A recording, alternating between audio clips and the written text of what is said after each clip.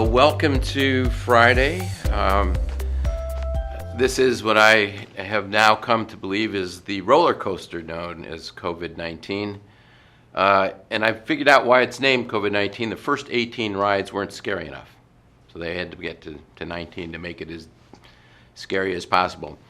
And it is been an interesting week for COVID. For one thing, I tend to watch the news all the time. And there has to be a new form of news, and it has to do with pandemic politics. It became a political statement to wear a mask. I'm not sure when that happened, but it is clearly the case today. And what happened to my buddy Tony Fauci? I mean, he was about to be voted the sexiest man in America, and he hasn't been on TV for a couple of weeks, so I'm not real. Hopefully he's still okay, but I've been wondering where he is. And in terms of the roller coaster ride, there is no question we are in a second wave. We were running about 400 cases. We dipped to under 100, and we're back up to 400 a day. And the biggest problem is Texas continues to rise, over 1,000 cases a day. And our hospital admissions are rising, and our ICUs are beginning to increase. As you recall, last week I said we were at least plateauing. Yeah, we're plateaued at 15-16%, but it's beginning to tick up just a little bit. The biggest problem with this, I know it's a medical disaster, but it's a personal disaster because my sister, who I've mentioned to you before, the one who originally brought concern about hairdressers being an essential service because of her hair roots. Well, she watches the news as well, and every day when we are on Zoom together, she says, "Oh, Texas is a mess. Texas is a mess," and you know that's because that's what the media is saying. Well, I tried to put it in perspective. We are rising, and we were doing better than Seattle, and now we're almost as bad as Seattle was. But just to put it in perspective, New York State had 200,000 cases and 22,000 deaths. In a population of 8 million, that is a mortality rate of 275 per 100,000. Now, the good news for them is that is falling, both their case rate and their mortality is falling. If you put that in perspective to Harris County, we have had 25,000 cases, almost 500 deaths. In a population of 5 million, that's a mortality closer to 5.5 per 100,000. And so while, yes, our numbers are rising, we are nowhere near what New York was like. And the interesting thing is the difference in mortality is huge. We don't really know why that is. It's possible that it's just a younger group of people. It's possible that somehow we've protected our vulnerable elderly population better, that the people who are getting sick are younger because they're out and older people are staying away. I'd like to think, of course, that we have the best medicine in the country, but it's hard to believe that's really all that much different from New York. And so there is also the remote possibility that the virus is changing, but I don't think so. And we're in the process of sequencing the virus, so we'll have some evidence about what that difference is.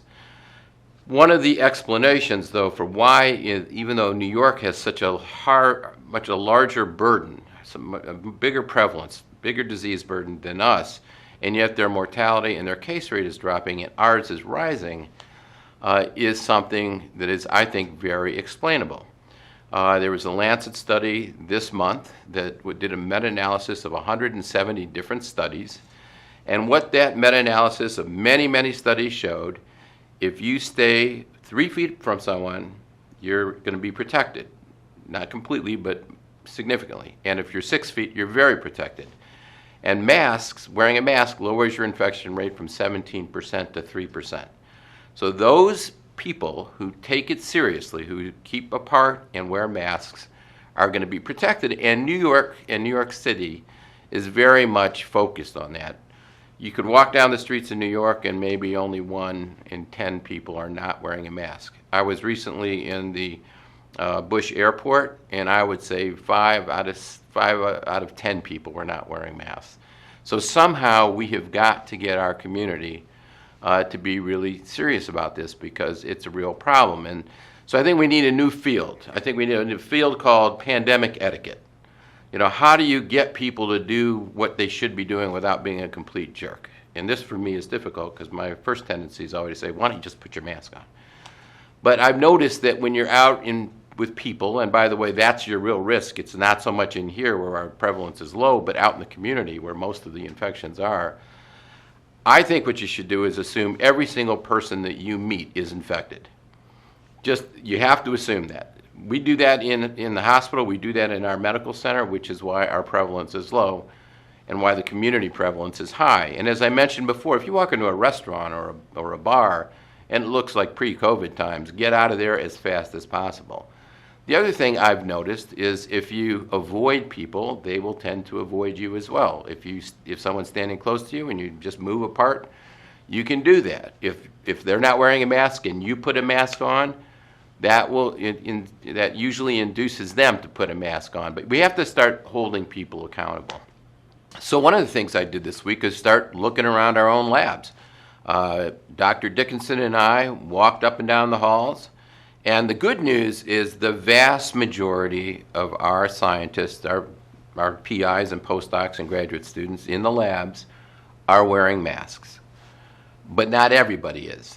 Now the one thing I noticed, a quick little gender issue, all the women wear masks and some of the men wear masks. So I'm not sure when men became dumber, but men have got to start acting like they're as smart as women. I did walk into one lab that shall go nameless where no one was wearing a mask and they were all clustered together talking like it was pre-COVID world. And as I said, that is a perfect example of what you shouldn't do. So we've got to be a little bit smarter than that. And then the other thing, by the way, I ran into 2 investigators who had masks on but not over their mouth and nose. One had it on their forehead and one had it below their neck. So unless you're trying to strangle yourself, that's not really an effective way to prevent transmission.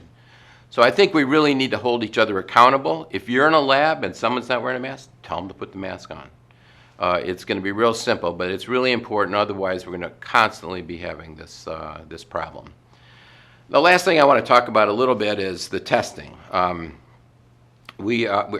capacity for testing is increasing, but I think there is a huge amount of confusion about the role of testing. For one thing, we are not in a containment strategy. That's when testing is really important. Containment is when somebody's positive, you get all their contacts, you test everybody, and you contain that outbreak. From day one, we have been in a mitigation strategy. This virus is in all of our communities. So we can't really do the kind of containment that we want to do. What we can do is we can have rational forms of testing, and what we're doing is testing symptomatic people. If they have contacts, we are doing contact tracing, and based on if they're symptomatic or not, we'll do additional testing. We've done surveillance testing. We've surveilled high-risk doctors. If they're in those high-risk areas like an ENT doc, ophthalmologist, anesthesiologist, ICU physician. And in the 800 people we have surveilled, there's only 3 positive tests. We've also had 700 people in the research community tested in the Gibbs lab. None of those were positive. And the point is that while people are very excited about, I need to get a test, I need to get a test. Well, the fact of the matter is if you're asymptomatic and you haven't had a real exposure, getting a test is a waste of time and it's not particularly pleasant anyway. So we have a real plan for testing. If you're sick, you can get tested. If you just want to get tested, you can always call your physician and be tested. I think if you're asymptomatic and don't have an exposure, I personally would not want to have a Q-tip shoved up into my frontal lobe, but that's, everybody has their own interest. If you want to do that, you should go ahead and do it. Anyway, I'd just like to say a couple of things. This weekend is Father's Day. I want to congratulate all the fathers out there. I was very, very excited about the fact that I received a Father's Day present from Miss Lily. That was a Father's Day gift from her. The other exciting thing this week is that Lily turned 1. So on June 16th, it was her first birthday, and of course we had a major birthday party here in the office, and she deserved to have a lot of fun. So I want you guys to have a great weekend. I want to say one other thing. I really appreciate the feedback. I've gotten a lot of feedback from you all. Keep it coming. I enjoy getting any comments that you like. You could, the ones that are particularly profane, you probably got to remember sometimes it offends the people who read them. But other than those, it's really great. So have a fantastic weekend. I think have a great Father's Day. And thank you, Baylor College of Medicine, for everything you're doing. We're all in it together in this pandemic. We will get through this, and we will succeed, I am sure, thanks to all of you. So thank you, Baylor College of Medicine. Thank you. Have a great weekend.